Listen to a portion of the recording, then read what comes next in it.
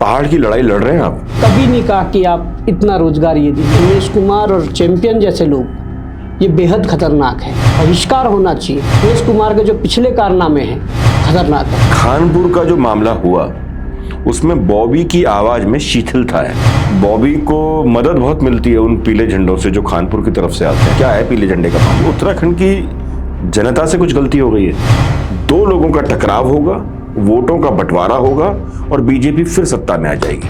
अधर्म की तरफ कौन खड़ा है? ईडी सीबीआई को भी भेजिए। अभी निकाय चुनाव समाप्त हुए हैं और निकाय चुनाव का जो भी रिजल्ट है, चाहे वो भारतीय जनता पार्टी का रहा हो, कांग्रेस का रहा हो या फिर निर्दलीयों का रहा हो या फिर इन सबसे अलग हटकर बॉबी पवार का और बॉबी पवार की टीम का रहा हो, लेकिन मैं आज नंबर सबके पूछूंगा बॉबी पवार से। हमारे साथ बॉबी पवार ही मौजूद है। बहुत बहुत स्वागत है बॉबी आपका। बहुत बहुत धन्यवाद। बीजेपी को 10 में से कितने नंबर देंगे इस चुनाव में? देखिए, हम बड़ा अजीब सा सवाल है पर जरूरी है। हम नंबर देने वाले कौन होते हैं? नंबर तो जनता ने दे दिए हैं। भले ही सत्ता का दुरुपयोग करके उन्होंने निकाय क्षेत्रों में मेयरों की सीटें ले ली, परंतु ग्रामीण क्षेत्रों में जो छोटे छोटे कस्बे हैं जहाँ निकाय है, वहाँ की जनता ने जवाब दे दिया है और उन्होंने नंबर भी दे दिए हैं। और कांग्रेस भी देख रहे हैं निश्चित तौर पर। जिस हिसाब के लोगों की अपेक्षाएं थी तो शायद उस तक है सीमित कि चलो थोड़ा बहुत, पर कई जगहों पर कांग्रेस के खुद जो विधायक हैं, सिटिंग एमएलए, उन्होंने बगावत करके जिस प्रकार का एक मैसेज दिया है तो शायद कांग्रेस के लिए अपने आप में ठीक नहीं है। और बॉबी पवार? हमने जहाँ जहाँ कोशिश की, भले ही हम लोगों कहीं पर रहे हैं, पर जहाँ भी हम चूके हैं वहाँ भी बहुत कम मार्जिन से चूके हैं। तो मुझे लगता है, और इसके अलावा जो निर्दलीय जीतकर जो बहुत सारे आए हैं, ये साफ संदेश जनता ने दिया है कि भाजपा कांग्रेस से हटके लोग कुछ चाह रहे हैं। चलो, ये चुनाव की कहानी जो है ना शुरू से समझते हैं। कहाँ कहाँ पे आपने चुनाव लड़वाए, कितने लोगों को चुनाव लड़वाए और कहाँ पर आपको लगा कि आपका रिजल्ट बहुत बेहतर रहा, कहाँ पर नॉर्मल रहा और कहाँ पर आप डाउन हो गए? देखिए, हमने इस चुनाव की जब शुरुआत की तो हम मसूरी से शुरुआत की। मसूरी में नॉमिनेशन में रहा। फिर उसके बाद हम गजा गए और गजा में आप देख रहे होंगे मसूरी हम हार गए, मसूरी हार गए, गजा गए। तो गजा में हमारे लिए बहुत चुनौती थी। नगर पंचायत है और वहाँ मैं आपसे कहूँ, आज तो जो निवर्तमान वहाँ की अध्यक्ष थी वो भी मिली। उन्होंने कहा कि आपने अपना स्तर गिरा दिया है, कहाँ आप प्रचार के लिए पहुँच गए। तो मैंने उन्हें कहा कि हमने स्तर नहीं गिराया है, आपके मंत्री 2-2 बार पहुँच रहे हैं, सांसद अनिल बलूनी जी वो पहुँच रहे हैं प्रचार में। मैंने कहा हमारा स्तर नहीं गिरा है। स्तर गिराने से मतलब नहीं? हाँ, वो उनके कहना था। मुझे लग रहा है कि शायद वो बौखलाहट थी उनकी कि बॉबी पवार गजा में हमारे विपक्ष में पहुंच गए, क्योंकि वहाँ कांग्रेस का कोई कैंडिडेट नहीं था। एक हमारा निर्दलीय कैंडिडेट था, एक बीजेपी का था। उन्होंने यहाँ तक कह डाला कि हम चाहते तो हम योगी को भी यहाँ उतार सकते हैं। अच्छा, मतलब जी, आप वहाँ पहुँचे जी और आपको उन्होंने तुलना कर दी कि आप जो है स्टार प्रचारक हैं और दिक्कत हो सकती है। तो ये तो आप ये तो खुश होना चाहिए आपको। नहीं, हमें ठीक है। उन्होंने यहाँ तक कहा कि हम योगी जी को भी उतार सकते हैं। हमने कहा उतारिए, बेशक उतारिए। तो वहाँ 4 वार्ड थे और एक अध्यक्ष। तो ये जनता का आशीर्वाद ये रहा कि जब हमने वहाँ जनता के सामने अपनी मुद्दों को रखा, विचारों को रखा, और वहाँ के जो हमारे अध्यक्ष प्रत्याशी हैं वो बहुत वरिष्ठ हैं और उन्होंने काफ़ी उत्तराखंड आंदोलन से लेकर बहुत लड़ाइयाँ लड़ी और गजा क्षेत्र के वासियों के लिए उन्होंने बहुत काम किए हैं। तो निश्चित तौर पर वहाँ की जनता ने चारों जो सभासद है उन पर भी और अध्यक्ष पद पर हमें जितवा दिया। उसके बाद हम ऋषिकेश गए, 2 दिन वहाँ रहे, 14 और 15 में। तो ऋषिकेश की जनता ने, मैं जहाँ तक समझता हूँ कि सत्ता का दुरुपयोग करके भले ही एन केन प्रक्रिया भाजपा ने सीट हथिया ली, परंतु वहाँ की जनता ने जो जनादेश दिया है मास्टर जी को, वो काबिल तारीफ है। और जहाँ कांग्रेस बहुत पीछे 10,000 पर सिमट गई है और मास्टर जी 20,000 प्लस चले गए हैं, तो मैं समझता हूँ कि ये कहीं ना कहीं जनादेश जो है बहुत ही स्वीकार्य है हम लोगों को। पर जो दुरुपयोग सत्ता का हुआ है वो सबके सामने है। उसके बाद हम कोटद्वार गए और एक दिन में लगातार 10 वार्डों में हम लोगों ने समर्थन दिया सभी पार्षदों को। उन 10 में से 8 पार्षद जीत के आए हैं। उसके बाद हम रुद्रप्रयाग गए। रुद्रप्रयाग में आपने देखा एक युवा साथी हमारा संतोष जो वो लड़ रहे थे और उन्होंने अच्छी खासी बढ़त में लेके अध्यक्ष सीट जीती है। उसके बाद हम कर्णप्रयाग गए। कर्णप्रयाग में एक बहुत बेहतर उम्मीदवार महिला के रूप में हमें मिली और उनका हम प्रचार प्रसार करने गए। परंतु हमने जब देखा वोटिंग के दिन किस प्रकार से एसडीएम को 1.5 घंटे तक अंदर बिठाया रखा, और जिस बूथ पर एसडीएम बिठाया था उस बूथ पर 46 वोट तो ऐसे थे जहां ठप्पा लगना था बैलेट पेपर पर, वहां अंगूठे लगवा रखे हैं। तो ये सारा इस प्रकार का दुरुपयोग, भले ही हम हार गए परंतु कम मार्जिन रहा, पर वो महिला ऐसी है जिन्होंने समाज के लिए समर्पित होकर बहुत लंबे समय से कार्य किया है। उसके बाद हम गोपेश्वर गए। गोपेश्वर में हमारे युवा साथी भाई अनूप पुरोहित अंकोला जी है जो हैं, वो भी बहुत कम मार्जिन से रह गए हैं। इन्होंने भी समाज की सेवा में बहुत सारा काम किया है और बहुत कम मार्जिन से वो रहे हैं। इसके बाद हम अपना कुमाऊं क्षेत्र में जब गए तो बेरीनाग में हम गए। बेरीनाग में यहाँ देखिए सत्ता का दुरुपयोग कैसे हुआ। जब उन्होंने एप्लीकेशन डाली कि बॉबी पवार आ रहे हैं और वहाँ पर रैली करेंगे और सभा भी करेंगे, उन्होंने परमिशन देने से मना कर दिए। तो हमने बेरीनाग की सीमा से बाहर रह के और अपने कार्यकर्ताओं से बैठक की, उनके साथ संवाद किया, और वो महिला प्रत्याशी थी जिसने जिस बिटिया ने, जिस बहन ने 2024 के बोर्ड में 500 में से 500 नंबर लाई, उसकी वो माताजी थी और शिक्षिका के रूप में वो प्राइवेट स्कूल में पढ़ाती थी। तो वो प्रत्याशी थी और बहुत कम 60 से 70 वोटों से वो रह गई। हमें दुख है कि हमारे कई जगह ऐसे प्रत्याशी रहे हैं। उसके बाद हम डीडी हाट गए। डीडी हाट में किशन सिंह जी और बिशन सिंह जी जो प्रतिद्वंदी हुआ करते थे, आपस में चुनाव लड़ाई करते थे, वो हमारे चक्कर में एक हो गए। किशन सिंह और बिशन सिंह एक होने के बाद हमने सोचा कि भाजपा सीट ले जाएगी, क्योंकि ये मजबूती हमने जब देखी थी, पर उसका फायदा कांग्रेस उठा। सब जानना चाह रहे हैं सुनो, उसका फायदा कांग्रेस ले गई। वहां पर भी हमारा प्रत्याशी लगभग 80-85 वोटों से रह गया। और उसके बाद जब हम आगे बढ़ने से पहले मैं एक चीज समझना चाहता हूँ। मेरे से बहुत सारे लोगों ने, हमने एक स्टोरी की थी तो उसमें किशन सिंह बिशन सिंह का नाम यूज किया हमने जी। सब लोगों ने हमसे पूछा कि भाई किशन सिंह बिशन सिंह है क्या, आपको जानकारी है कौन है? बिल्कुल है। क्या है ये? बिशन सिंह चुफाल जी है जो वहां से डीडी हाट के विधायक रहते हैं। अच्छा। और किशन सिंह जी जो है उनके प्रतिद्वंदी, वो उनके खिलाफ चुनाव लड़े हैं। अच्छा। बिशन सिंह जी बीजेपी से लड़ते थे, किशन सिंह जी कांग्रेस से लड़ते थे। पर जब हमारे लवी कफलिया जी हमने मैदान में उतारा, जिन्होंने समाज सेवा के क्षेत्र में बहुत अच्छा काम वहां के लिए किया, युवाओं के लिए काम किया, तो उस व्यक्ति के विरोध, पहाड़ और निकला बहुत बड़ा पहाड़। बिल्कुल। तो उस व्यक्ति के लिए, उस प्रत्याशी, हमारे उस प्रत्याशी के लिए किशन सिंह जी और बिशन सिंह जी एक हो गए। तो उसका फायदा कांग्रेस ले गई। कांग्रेस का जो प्रत्याशी वो यहाँ से सीट निकाल के ले गया। हमारा प्रत्याशी भले ही, बीजेपी तो बहुत तीसरे पे चले गई, हमारा प्रत्याशी 60-70 वोटों से रह गया। उसके बाद हम जब आगे मुनस्यारी की तरफ बढ़ते हैं तो बहुत सारी चीजें होती है। बहुत हंगामा किया आपने। वहाँ हमने चीजें जब रास्ते पर देखते गए कि किस प्रकार की कंडीशन है वहाँ। आज भी जो स्कूल की जो बच्चियां हैं वो गराड़ी के माध्यम से खुद रस्सा खींच कर जा रही है। वो वीडियो लगभग 2 करोड़ से ज़्यादा लोगों ने देखा। वहाँ पर विधायक को शायद ये रास नहीं आया और उन्होंने मंचों से हमारे खिलाफ बहुत सारे अपशब्द भी कहे, और मैं समझता हूँ कि वो शब्द आशीर्वाद के रूप में हम ग्रहण करते हैं। पर उसका तो जवाब आपने भी दिया। आपने देखिए, धमकी हमने नहीं दी। हमने 15 दिन का टाइम दिया। जो आरोप लगाए हैं उन आरोपों को आप सिद्ध करिए। जिस प्रकार के उन्होंने शब्द यूज किए, हमने तो कहा कि आप एक भी तथ्य, एक भी सिंगल एग्जाम्पल ऐसा ले आए जहां पर ऐसा हुआ हो। आरोप लगाने बहुत आसान चीज होती है। तो 15 दिन का टाइम हमने दिया, आप लाइए और करिए। पर अब देखिए दुर्भाग्य कि जो पुल में जो रस्सियां बच्चियां खींचती थी, आज उसको PWD PMGSY नहीं भेजा। आज डीएम ने वहाँ शिक्षक जो हैं उनकी ड्यूटी लगा दी है। सुबह शाम जब स्कूल जाते हैं, जब छुट्टी होती है तो बच्चे रस्सा नहीं खींचेंगे, अब टीचर रस्सा खींचेंगे। उसका काम नहीं करना, पुल नहीं बनाना है, आप रस्से खींचने के लिए टीचरों को भेज रहे। चलो खैर, उस मंच से, जिस मंच पे 10 से 2 बजे तक हमारा कार्यक्रम था, उसी मंच पे 2 बजे के बाद 5 बजे तक विधायक जी का और उनके कांग्रेस का कार्यक्रम था। उसी मंच से उन्होंने वो सारी चीज़ें कही। पर वहाँ की जनता ने, वहाँ कुल 7 वार्ड थे और उन 7 वार्डों में 6 सभासद हमें जिता के भेजे और वहाँ का जो अध्यक्ष है वो भी बहुत अच्छे मार्जिन से जिता कर भेजा। उसके अलावा 20-21 का जो तारीख थी, उस दौरान उत्तरकाशी भी जाना था। बहुत मौसम खराब था, परंतु हमने सोचा था कि क्या पता हेली सेवा के माध्यम से चीज़ें हो जाए।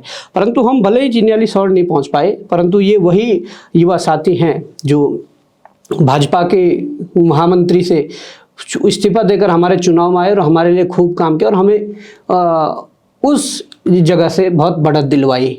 और फिर हमने जब केदारनाथ गए तो केदारनाथ चुनाव में हमारे साथ पूरे रहे। आज वो खुद लड़े, वहाँ की जनता ने बहुत अच्छे तरीके से उनका लगभग 600 वोटों से उन्हें विजय बनाया और उनके ही वार्ड में एक और युवा साथी नौटियाल जी उनको जितवाया। वहीं बगल में हमारे एक और साथी आदित्य भाई उनको जितवाए। फिर उत्तरकाशी में अमेरिकन जो है हमारे, जो मतलब साथ रह के हमारे कंधे से कंधे मिलाकर हमारे संघर्षों में साथ रहते हैं, अमेरिकन भाई उनको जितवाया।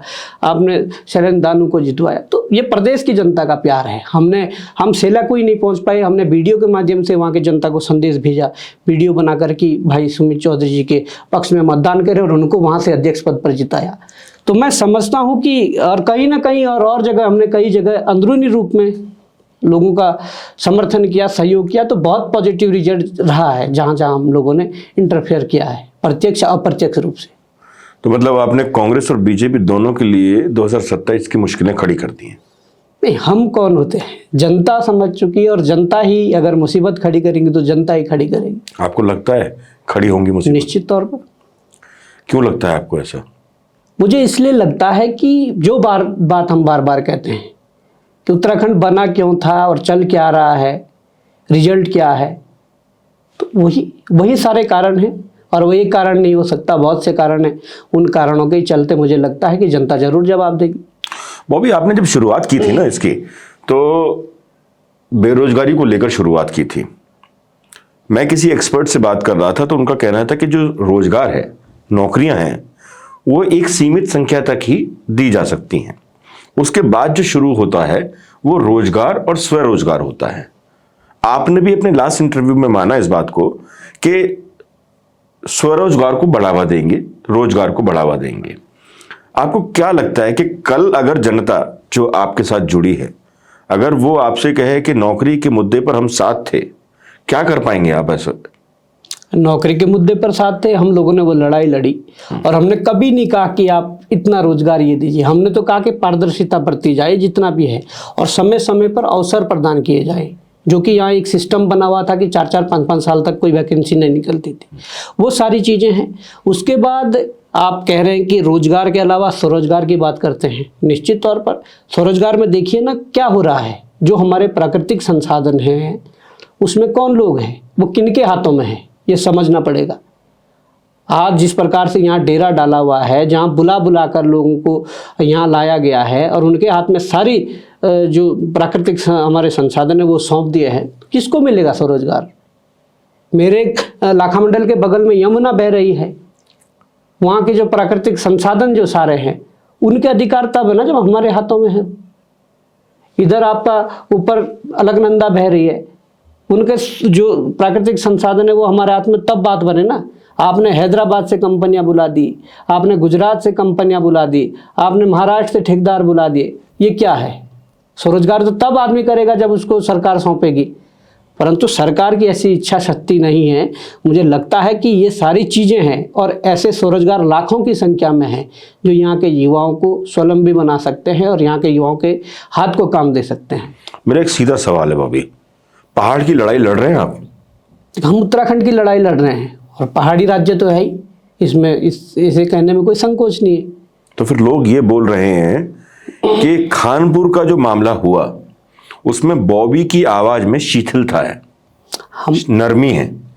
खानपुर का जो मामला है बेहद दुर्भाग्यपूर्ण है। इसका ये बात हमने अपने सोशल हैंडल से भी कही है और निश्चित तौर पर खानपुर में जो ये प्रकरण हुआ, ये इस देवभूमि की जो शांत वादियाँ है, इसके लिए उमेश कुमार और चैंपियन जैसे लोग, ये बेहद खतरनाक है। ऐसी राजनीति बेहद खतरनाक है और ऐसे लोगों का बहिष्कार होना चाहिए।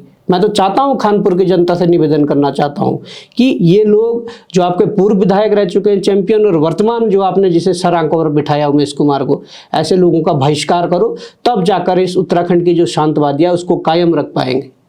ये गोलीकांड की जानकारी आपको कब मिली? उसके बाद क्या रिएक्शन था आपका? देखिए, गोलीकांड की जो जानकारी है मुझे तो सोशल मीडिया के माध्यम से ही ये मिली, पर जब हमने देखा कि बहुत ज़्यादा कुछ हो गया, पहले तो इनका जैसे वर्षों से चला आ रहा है अपने सोशल मीडिया पे आपस में गाली गलौज करते रहते हैं, तो ये भी हमारे समाज के लिए ठीक नहीं है। समाज को दूषित करने वाले ये चीज़ें हैं।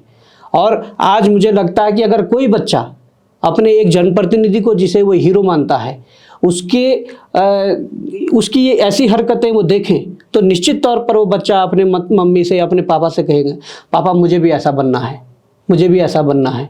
क्योंकि बच्चे तो अभी ना समझ होते हैं, पर इस प्रकार की अगर चीज़ें हुई है तो बेहद खतरनाक है।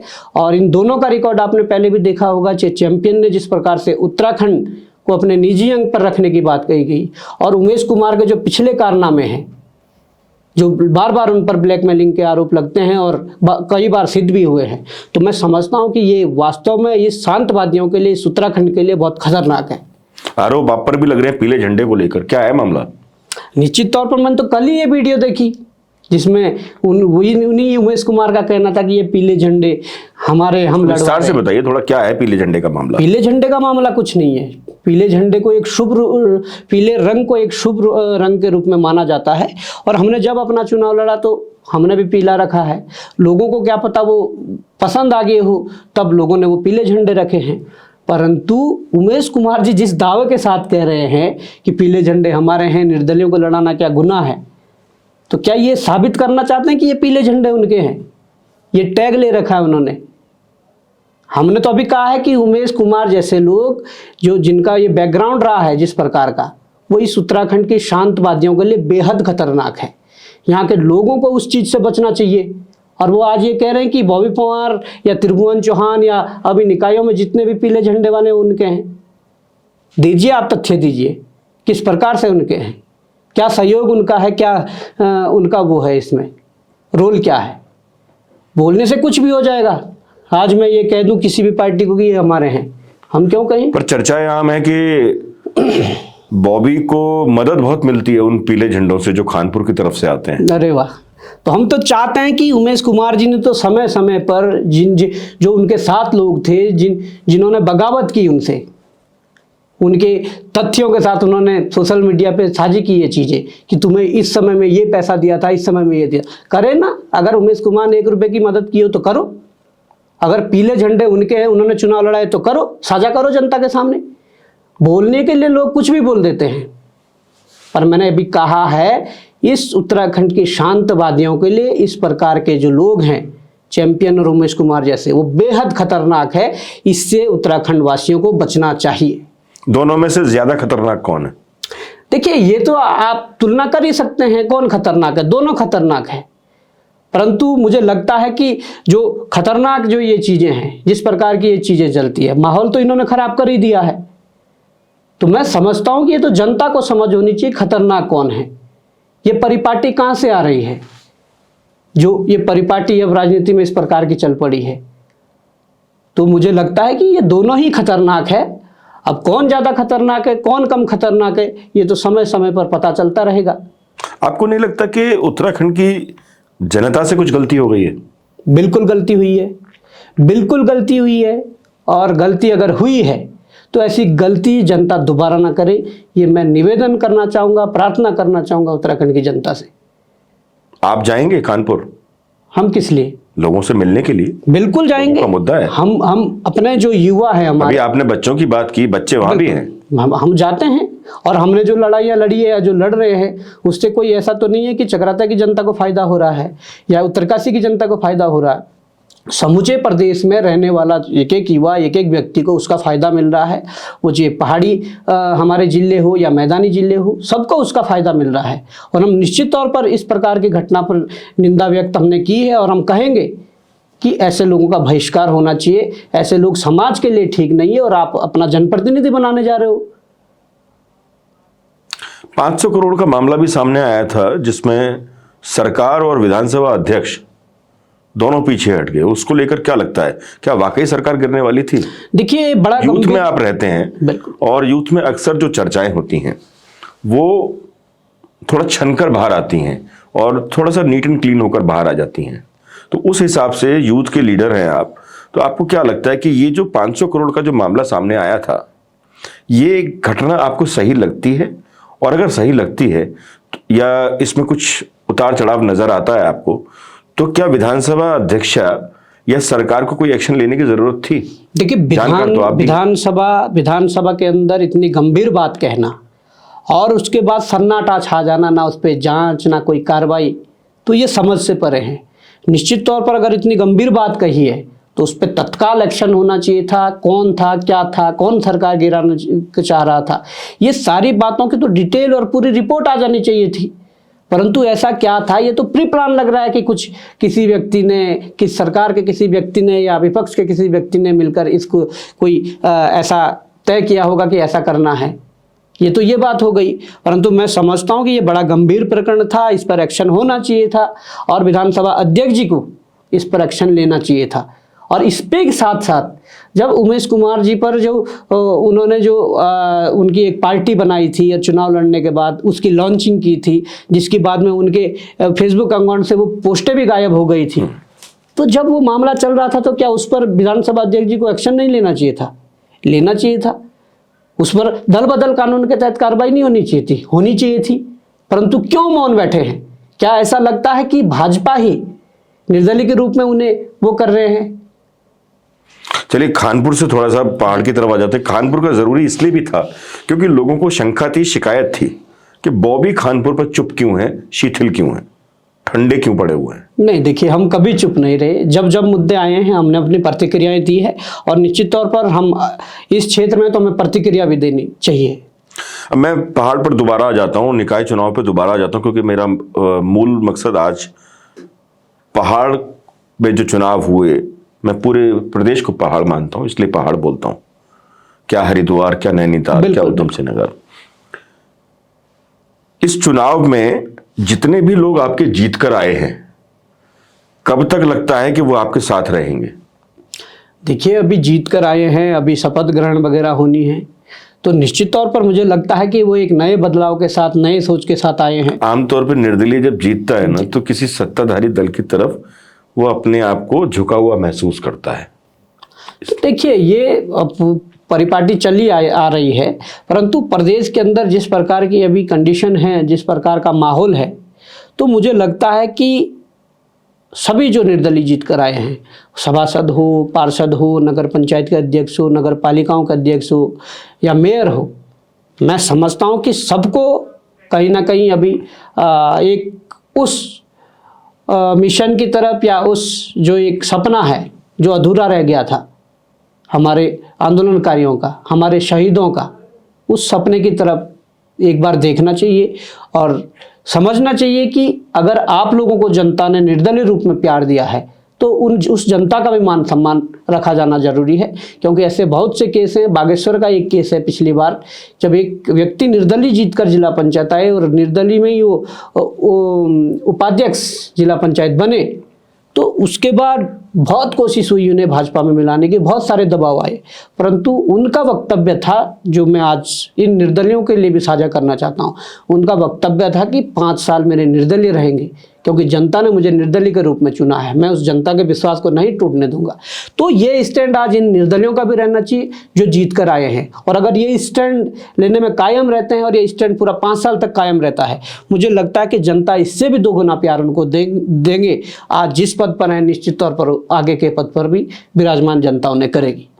बॉबी, भावनाओं से अलग हटकर, मैं राजनीति में चूंकि भावनाओं का बहुत बड़ा रोल होता है, पर मैं कभी जब भावनाओं की बात करता हूं तो उससे ऊपर ज्यादा जो तरजीह देता हूं मैं वो कैलकुलेशन को देता हूं। निकाय चुनाव में जिस तरीके से आपकी परफॉर्मेंस रही है उसे मैं अच्छा मानता हूं और 2027 विधानसभा चुनाव लगभग आपके सर पर है।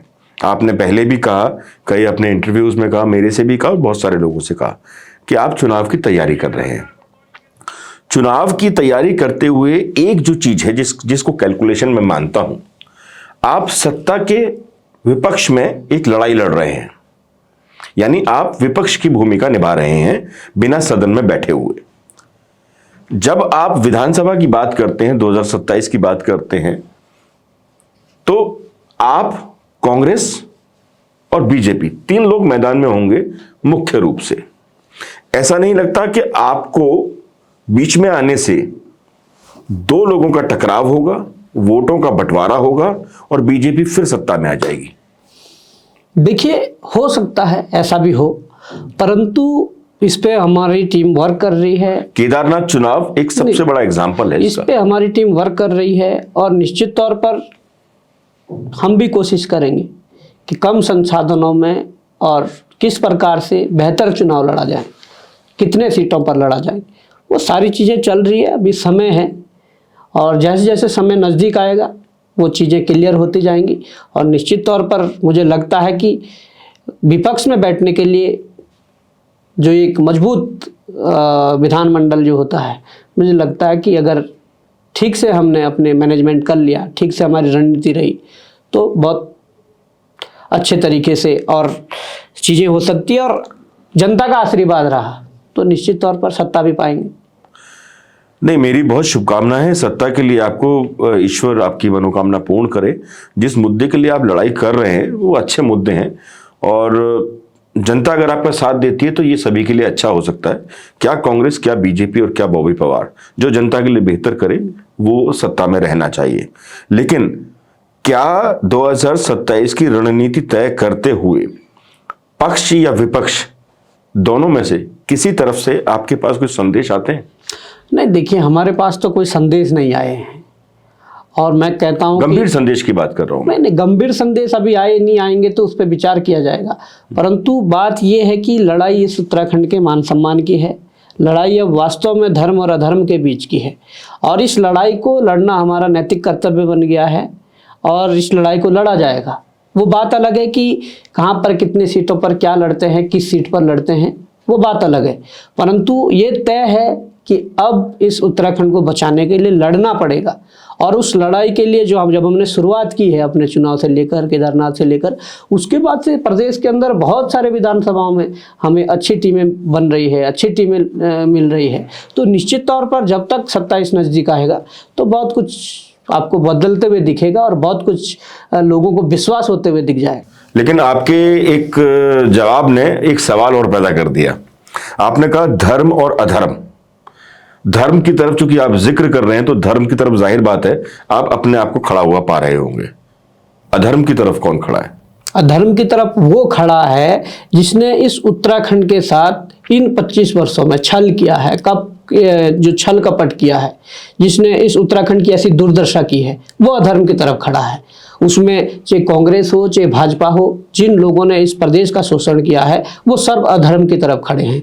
अब जो लड़ाई राज्य बनाने के लिए हुई थी वैसी लड़ाई राज्य बचाने के लिए जो होगी, जो इस पक्ष में खड़ा होगा वो धर्म की तरफ खड़ा है। और हमारा नैतिक धर्म ये हो जाता है, परम धर्म हमारा हो जाता है कि इस प्रदेश को बचाना है। जिस प्रदेश के लिए 42 शहादतें हुई हो, जिस प्रदेश के लिए हमारी माँ बहनों का इज्जत लूटी हो या उनका अपमान हुआ हो, उस अपमान का बदला लेने की अब समय है। और जो उस कड़ी में या जो उस पक्ष में होगा वो धर्म का साथी है। मतलब नेतागिरी के चक्कर में कहीं ना कहीं जनता को ही भुगतना पड़ेगा। पहले राज्य बनाने के लिए लड़ाई लड़ी, अब राज्य को बचाने के लिए लड़ाई लड़नी पड़ रही है। कब तक चलेगा ऐसा लगता है? राज्य की जनता ने गलतियां की है बीच में, उससे कोई दोहरा ही नहीं है। हम भी मानते हैं कि हम लोगों से सबसे गलतियां हुई है कि हमने गलत लोगों के हाथों में पावर दिए। उन लोगों ने इस राज्य को पराया समझकर लूट खसोट की है, इस राज्य को खत्म किया है। तो निश्चित तौर पर अब जब देर से ही सही पर जब समझ आई तो निश्चित तौर पर अब एक बार जनता को फिर से पुनः उस तरीके का जोर मारना पड़ेगा, उस तरीके की एक लहर पैदा करनी पड़ेगी कि राज्य सुरक्षित हाथों में जाए, बच जाए। गारंटी है कि सुरक्षित हाथों में आ जाएगा अगर आपको मौका मिलता है तो? निश्चित तौर पर आप तो लड़ाई झगड़ा बहुत करते हैं, लोगों को धमकाते हैं, बटालियन की बात करते हैं और सीधे अधिकारियों को धमका देते हैं आप। नहीं, ऐसा नहीं है। देखिए, लोकतंत्र है यहाँ पर। जिस प्रकार से लोग एक नैरेटिव सेट करने की बात कर रहे हैं कि बॉबी पवार ने ऐसा किया, वो किया, वो सारी चीज़ें एक तरीके से आरोप हैं। अब हम तो कहते हैं कि भाई हमने क्या किसी असहाय व्यक्ति को चोट पहुंचाई या उसे ठेस पहुंचाई या किसी गरीब व्यक्ति को ठेस पहुंचाई? जिन लोगों ने इस प्रदेश को लूटा है, खसोटा है, जिसने इस प्रदेश का बंटाधार किया है, उन लोगों के लिए जस का तैसा जवाब दिया जाएगा, ईंट का जवाब पत्थर से दिया जाएगा। वो सारी चीजें हैं। मेरा आज के लिए आखिरी सवाल है आपसे। निकाय चुनावों में आपने काफी मूवमेंट किया। पहले टिहरी की बात थी तो टिहरी एक लोकसभा क्षेत्र था, वहां आसान हो सकता था संसाधनों का जुटाना, पर आपने निकाय चुनाव में काफी भागदौड़ की। गाड़ी बिना तेल की नहीं चलती, सबके सवाल होते हैं, मेरा भी सवाल है। अब आप विधानसभा की भी बात कर रहे हैं। पैसा कहां से आ रहा है और कहां से आएगा पैसा, सच बताइएगा। सच है, पैसा जनता से आ रहा है और इनकम टैक्स को जनता भेज से दें आएगा। क्या? हम तो चाह रहे हैं कि इनकम टैक्स के साथ साथ आप ईडी सीबीआई को भी भेजिए, आप सबको भेजिए। अगर इस प्रकार की चीजें हैं, इन्होंने तो पहले ही सारा खंगाल लिया है। पैसा जनता दे रही है, पैसा जनता इस मूवमेंट को खड़ा कर रही है, जनता ही इस मूवमेंट को लड़ रही है, जनता ही चुनाव लड़ रही थी और जनता ही चुनाव 27 में लड़ेगी और जनता ही जीतेगी। क्या बात है। आज के लिए बहुत बहुत धन्यवाद आपका। जैसा कि बॉबी पवार हमेशा से तीखे जवाब देते हैं, आज भी उन्होंने बहुत सीधे सपाट और तीखे जवाब दिए। क्या उमेश कुमार, क्या उत्तराखंड की जनता, क्या गुंडागर्दी और क्या धन संपदा के बारे में ईडी सीबीआई इनकम टैक्स को लेकर मुद्दा जब उठा उसके बारे में बॉबी पवार अगर वाकई प्रदेश के हित की बात कर रहे हैं, जो सोच रहे हैं, अगर वो पूरा करने की हिम्मत रखते हैं, तो हमारी भी शुभकामनाएं बॉबी पवार के साथ और उनकी टीम के साथ हैं। आज के लिए बस इतना ही। नमस्कार।